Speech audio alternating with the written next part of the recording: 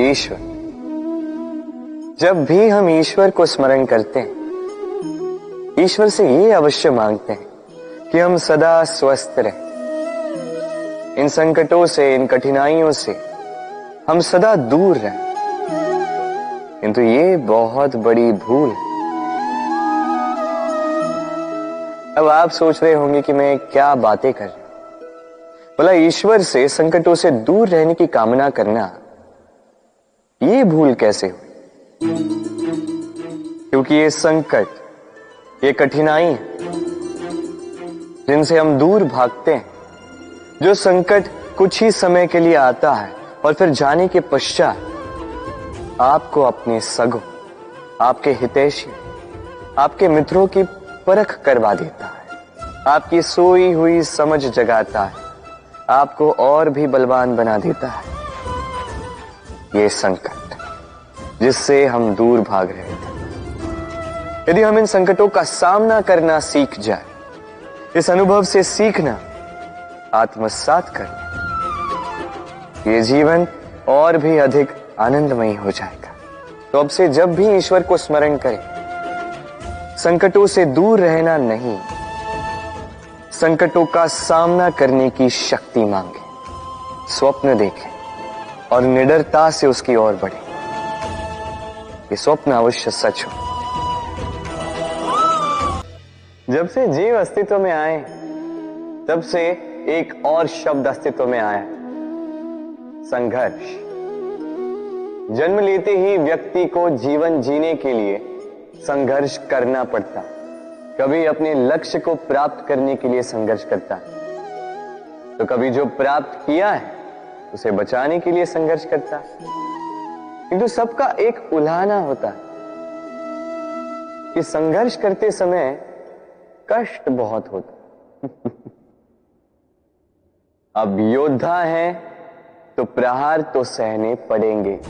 तैरना सीखना है तो जल में प्रवेश करना होगा ही। उन्हीं के पाव में छाले पड़ते हैं जो नित चलते हैं, और जो चलते हैं वो अपने लक्ष्य तक अवश्य पहुंचते हैं। इसलिए स्मरण रखिएगा, संघर्ष करते रहिए, कष्ट को भूल जाइए।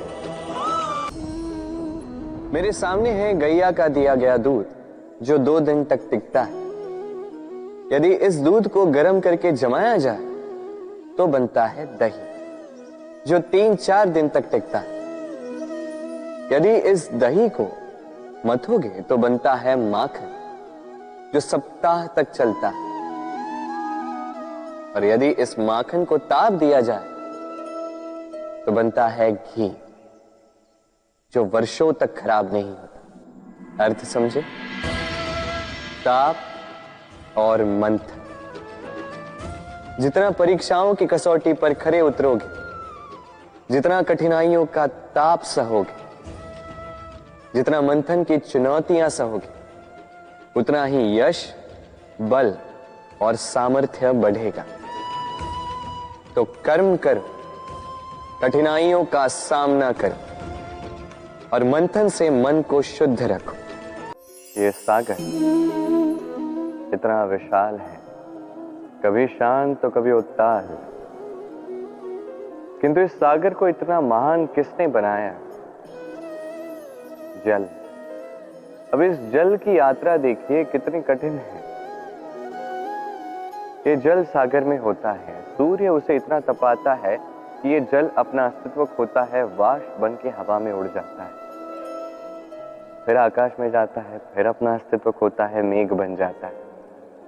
फिर ये मेघ कहीं किसी पर्वत से जाके टकराते हैं, फिर अस्तित्व ये जल अपना खोता है, फिर ये वर्षा के रूप में बरसने लगता है, या किसी पर्वत की चोटी पर, उसके शिखर पर हिम बन जाता है। फिर ये वर्षा अपनी यात्रा करती है धरा तक। अब धरा पर गिरी ये वर्षा धारा का रूप लेती है और धीरे धीरे बहने लगती है। ये नदी बन जाती है, नदी बन के बहते बहते चट्टानों से टकराती है, पर्वतों से टकराती है, और ये नदी आके सागर में समा जाती है। नदी का ये जल फिर अपना अस्तित्व खोता है, किंतु इस बार वो जल स्वयं सागर बन जाता है। ये सीख है हम सबके लिए कि संसार में जीवन और समय की ये अनंत यात्रा है। इस संसार में जो भी है उसका प्रारंभ पुनः होगा।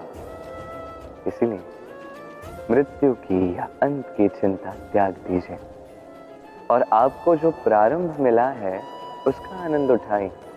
सोचिए कि कैसे आप श्रेष्ठ कर्म कर सकते हैं जिससे इस संसार और समाज दोनों का भला हो सकता है। वट वृक्ष का बीज राई से भी छोटा होता है, पर जब वो अपना रूप धारण कर लेता है तो एक विशाल वृक्ष में परिवर्तित होता है जो सहस्त्र वर्षों तक जीवित रहता है, छाया देता है, पक्षियों को घर देता है और यात्रियों को विश्राम करने का स्थान देता है। क्यों?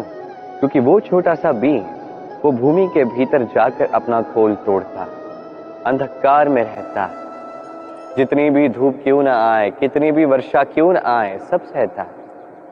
तत्पश्चात एक कली का निर्माण होता है, फिर धीरे धीरे वो एक विशाल वृक्ष में परिवर्तित होता है। देखिए, जीवन में कठिन समय आता है इसके लिए नहीं ताकि आप हार मान लें, इसलिए आता है ताकि आप भविष्य निर्माण के लिए स्वयं को सज्ज कर दें।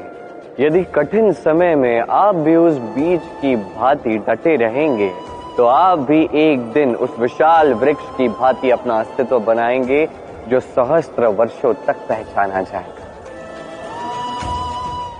आइए और मेरे साथ प्रेम से कहिए, राधे राधे।